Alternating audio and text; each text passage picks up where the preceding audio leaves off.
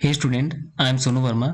इस वीडियो में हम लोग देखेंगे एचबीटीयू के फाइनल स्पॉट राउंड के काउंसलिंग के बारे में, जो कि आपका ये 5th राउंड काउंसलिंग होने वाला है। ठीक है, तो इस वीडियो में हम लोग देखेंगे 5th राउंड के नोटिफिकेशन डिटेल के बारे में, जो कि आपको प्रोवाइड किया गया वेबसाइट पे। इसमें जो जो इम्पोर्टेंट पॉइंट्स हैं उनको मैं केवल कवर करूंगा इस वीडियो में। ठीक है दोस्तों, सो चलिए शुरू करते हैं। इसमें सबसे पहला पॉइंट है कि आपको सबसे पहले गूगल फॉर्म सबमिट करना पड़ेगा। आप वो यहाँ पे application for offline on campus counselling for admission to BTech first year, इस पे आके क्लिक करके आप कुछ ऐसा लिंक आ जाएगा। ये सारी डिटेल आप फिल करेंगे। ठीक है, ये सारी डिटेल्स आपको फिल करना रहेगा।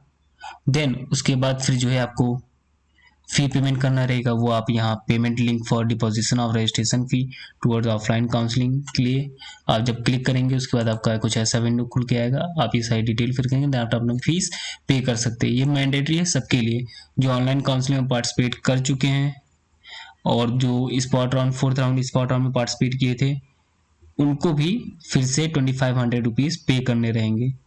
रजिस्ट्रेशन चार्ज है जो कि आपका ये नॉन रिफंडेबल चार्ज है। ठीक है, सो आगे हम लोग देखते हैं और कौन से मेन पॉइंट है काउंसलिंग के रिगार्डिंग। देन आपका जो मेन पॉइंट है वो है रेसिडेंस का। अगर आप यूपी से 12th पास आउट हैं तो आपको 12th का कोई भी डोमिसाइल सर्टिफिकेट आपको लगाना पड़ेगा। वैसे जनरली जो डोमिसाइल सर्टिफिकेट होता है वो, बट अगर आप 12th कहीं बाहर से किए हुए हैं अदर स्टेट से तो आपको अपने पेरेंट्स का डोमिसाइल सर्टिफिकेट लगाना पड़ेगा यहाँ पे।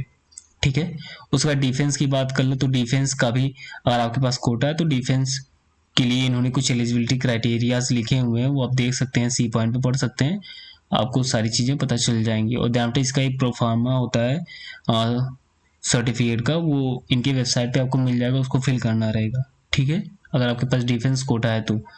देन अदर इंफॉर्मेशन के लिए बात कर लें कि जो आपको इम्पोर्टेंट है वो आपका ऑफलाइन काउंसलिंग प्रोसीजर।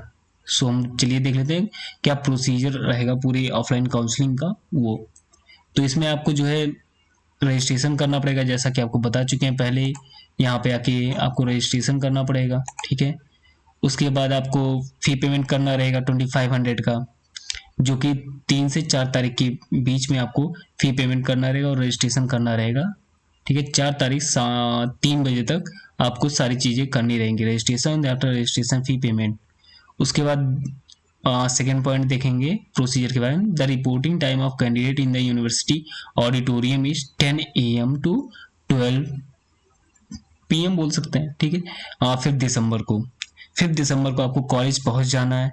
कॉलेज में जाने के बाद आपको ऑडिटोरियम पूछ लीजिएगा किसी से पास में, आपको बता देंगे ऑडिटोरियम का है, वहां जाके आपको खड़े हो जाना। देन वहां ऑडिटोरियम की आपको लिस्ट लगेगी, अपना रैंक देके अपना नाम देखेगा उस लिस्ट में।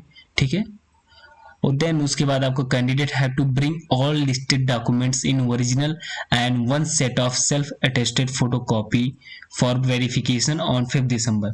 तो आपको जितने भी आपके ओरिजिनल डॉक्यूमेंट हैं, ठीक है, उनके एक सेट फोटो कॉपी भी आपको लाना पड़ेगा, जो कि आपको इंस्टीट्यूट में जमा करना रहेगा ओरिजिनल डॉक्यूमेंट की फोटो कॉपी। ठीक है, 5 तारीख को। सो अपने सारे ओरिजिनल डॉक्यूमेंट के साथ आइएगा, देन उनके फोटो कॉपी के साथ एक अलग फाइल बना लीजिएगा, उसका वो सबमिट करना रहेगा आपको। ठीक है, उसके बाद बात करें फीस की तो आपको 1,35,000 फीस का DD बनवा के लाना पड़ेगा, या ऑनलाइन भी आप पे कर सकते हैं थ्रू ऑनलाइन और कैश एंड DD, तीनों सुविधाएं मौजूद रहेंगी आपकी। ऑनलाइन भी पे कर सकते हैं, कैश भी पे कर सकते हैं 135,000, और देन DD बनवा के भी। DD आप किस नाम से बनवानी है? फाइनेंस कंट्रोलर HBTU कानपुर के नाम पे बनवानी है। और ये आपका कानपुर 5 दिसंबर को पेमेंट हो जाएगा। DD आपका कैश ला सकते हैं, वो भी कोई दिक्कत नहीं है, बट कैश आपके लिए ज़्यादा प्रॉब्लम क्रिएट कर देगा, बट DD आप बनवा लेंगे वो ज़्यादा से रहेगा DD आपके लिए। और देन बात करें कि 1,35,000 किसको देना पड़ेगा? जो लोग प्रीवियस स्पॉट राउंड में पार्टिसिपेट किए थे 40,000 देकर उनको 95,000 पे करना रहेगा।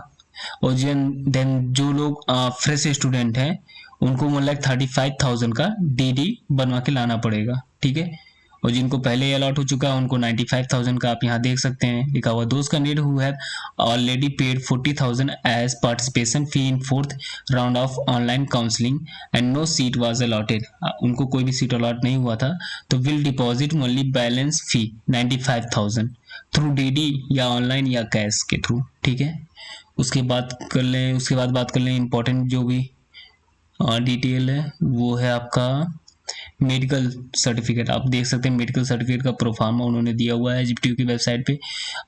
एचबीटीयू की प्रोफार्मा पे होना चाहिए इनका मेडिकल सर्टिफिकेट। तो देख सकते हैं क्या क्या चीज़ रिक्वायरमेंट है मेडिकल सर्टिफिकेट में, एलिजिबिलिटी क्राइटेरिया क्या है वो दिया हुआ है इन्होंने एबी में। और देन फिजिकल हैंडीकैप्ड के लिए भी इन्होंने यहाँ इन्फॉर्मेशन दिया हुआ है, तो ये आप पढ़ के अपना देख सकते हैं जो फिजिकली हैंडीकैप्ड हैं।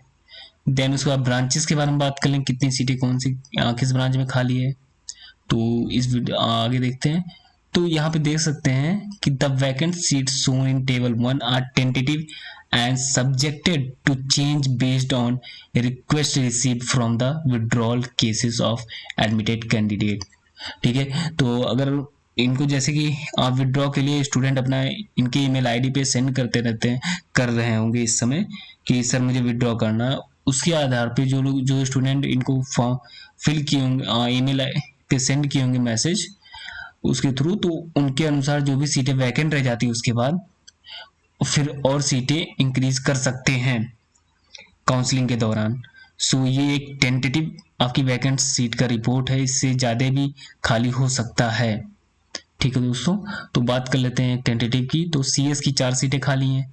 अगर आपकी रैंक 21,784 से कम है तो आप सीट ले सकते हैं सीएस की। देन बात कर लें आईटी की, आईटी की 2 सीटें खाली हैं।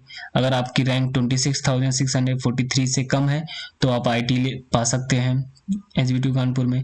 और देन बात करें इलेक्ट्रॉनिक्स की, इलेक्ट्रॉनिक्स में 9 सीटें खाली हैं। 32,392 से अगर आपकी रैंक कम है तो आप इलेक्ट्रॉनिक्स ब्रांच मिल सकती है आपको। ठीक है, उसके बाद बात कर रहे हैं इलेक्ट्रिकल की 2 सीटें खाली हैं। अगर 37,486 से आपकी रैंक कम है तो आपको इलेक्ट्रॉनिक ब्रांच मिल सकती है। ठीक है दोस्तों, अगर बात कर लें कि इन्होंने ऐसा क्यों कहा हुआ है, ये आपका टेंटेटिव है, ये भी जो यहाँ दिया हुआ कि इसके अंदर आपका रैंक रहे तो आपको ब्रांच अलॉट हो सकता है, टेंटेटिव है। इसको इंक्रीमेंट भी कर सकते हैं, अगर इनकी सीटें फिल नहीं होती तो इसको इंक्रीज भी कर सकते हैं ये। ठीक है, हाँ अब अगर हम लोग बात कर लें मैकेनिकल की तो 4 सीटें खाली हैं मैकेनिकल में। और देन सिविल की तो 3 सीटें खाली हैं सिविल में। केमिकल में 4 सीटें खाली हैं। देन ऑयल में 0 सीटें खाली है। पेंट में 1 सीट केवल खाली है। ठीक है, देन प्लास्टिक में भी 0 सीटें खाली हैं। ठीक है दोस्तों, और बायोकेमिकल में 8 सीटें और 12 सीटें आपकी लेदर टेक्नोलॉजी में खाली हैं। और ईडब्ल्यूएस की बात करें तो लेदर में केवल ईडब्ल्यूएस की 2 सीटें खाली हैं और देन बायोकेमिकल में 3 सीटें खाली हैं।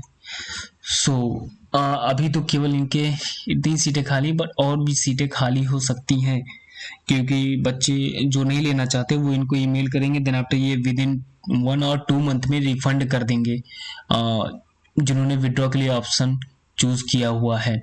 और देन जिनको सीट अलॉट नहीं हुई थी 4th स्पॉट राउंड काउंसलिंग में, उनकी भी विड्रॉ लिंक आ जाएगी कुछ दिनों में। देन आफ्टर वो ईमेल भी कर सकते हैं, अगर विड्रॉ लिंक नहीं आता तो ईमेल कर सकते हैं एचबीटीयू की मेल आईडी पे जाके। ठीक है दोस्तों, अब हम लोग कुछ बात कर लेते हैं यहाँ पे रजिस्ट्रेशन के रिगार्डिंग। रजिस्ट्रेशन आपको कुछ इस तरह आपका रजिस्ट्रेशन फॉर्म आएगा, इसमें इन्होंने लिखा हुआ है कि जो भी है आपको 3 से 4 तारीख के बीच में रजिस्ट्रेशन करना है। देन 4 तारीख को 3 बजे तक आप रजिस्ट्रेशन कर सकते हैं, देन आफ्टर फी पेमेंट कर सकते हैं। उसके बाद फी पेमेंट का ऑप्शन नहीं आएगा ना रजिस्ट्रेशन का, सो केयरफुली सोच समझ के फिल कीजिएगा। ठीक है, और देन अगर बात कर लें हम लोग क्या क्या आपको फिल करना है, email address, name of candidate, date of birth, JEE Main roll number, JEE Main CRL rank, then after gender, father's name, mother's name, category, address आपको फुल अपना जो भी आधार कार्ड में एड्रेस है वो फिल करना पड़ेगा। Then phone number 1, phone number 2। Then उसके बाद यहाँ आपको 12th अगर आपका 60% से ऊपर है जनरल ओबीसी ईडब्ल्यूएस के लिए क्राइटेरिया, एलिजिबिलिटी क्राइटेरिया ये। अगर बात कर ले SC ST के लिए तो 55% से आपका ऊपर रहना चाहिए बोर्ड में। ठीक है, और देन आफ्टर यहाँ आपने 12th पास आउट किया यानी उसका इंफॉर्मेशन है।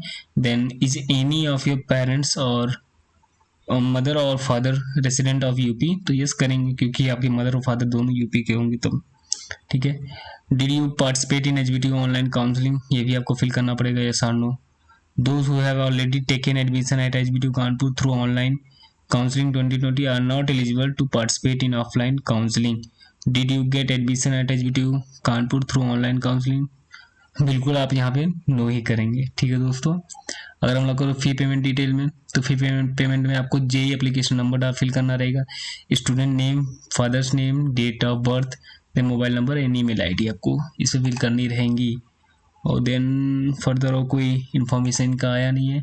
अगर हम लोग बात कर लें एचबीटीयू की वेबसाइट के बारे में, आपको यहाँ पे कुछ एक एस्पेक्ट नॉलेज देते हैं कोर्सेज के बारे में। आप यहाँ पे आके देख सकते हैं आइकॉन में civil, computer science, electronics, electrical, information technology, then mechanical, biochemical, इन सब की डिटेल यहाँ पे दी गई। अब अगर हम लोग एग्जाम्पल के रूप में पेन टेक्नोलॉजी का देखना चाहें सिलेबस कि आपको क्या पढ़ाया जाएगा पेन टेक्नोलॉजी में, तो पेन टेक्नोलॉजी पे क्लिक करने के बाद आप सिलेबस में जाएंगे, देन अंडर ग्रेजुएट पे जाएंगे, देन यहाँ पे न्यू सिलेबस न्यू कोर्सेज पे जाएंगे आप, ठीक है। देन यहाँ पे आपको आपका सिलेबस दिख जाएगा। यहाँ पे देख सकते हैं कि फर्स्ट सेमेस्टर में आपको इंजीनियरिंग केमिस्ट्री पढ़ाया जाएगा, और then after mathematics 1, electronics and instrumentation engineering, then engineering graphics, computer concepts and programming यानी सी प्रोग्रामिंग आपको पढ़ाया जाएगा। वर्कशॉप प्रैक्टिस, कुछ वर्कशॉप्स होंगे आपके, एनवायरनमेंट एंड इकोलॉजी आपको पढ़ाई जाएगी फर्स्ट सेमेस्टर में। Then after second semester physics, mathematics, electrical engineering, mechanics, English language and composition, professional communication, ये सारी चीज़ें आपको पढ़ाई जाएंगी फर्स्ट ईयर में, semester 1, then after semester 2। So generally बात करें आपकी ये सब 12th लेवल की होंगी सारी चीज़ें, कोर्सेज जो हैं ये 12th लेवल के हैं। सो नॉर्मल आप अच्छे स्कोर्स कर लेंगे, ठीक है। ओके, सो इस वीडियो को यहीं एंड करते हैं, काफ़ी लंबा वीडियो बन चुका है। सो थैंक यू दोस्तों। अगर आपको वीडियो अच्छा लगा हो तो वीडियो को लाइक कर लीजिए, देन आफ्टर चैनल को जरूर सब्सक्राइब कर लीजिए। Thank you very much.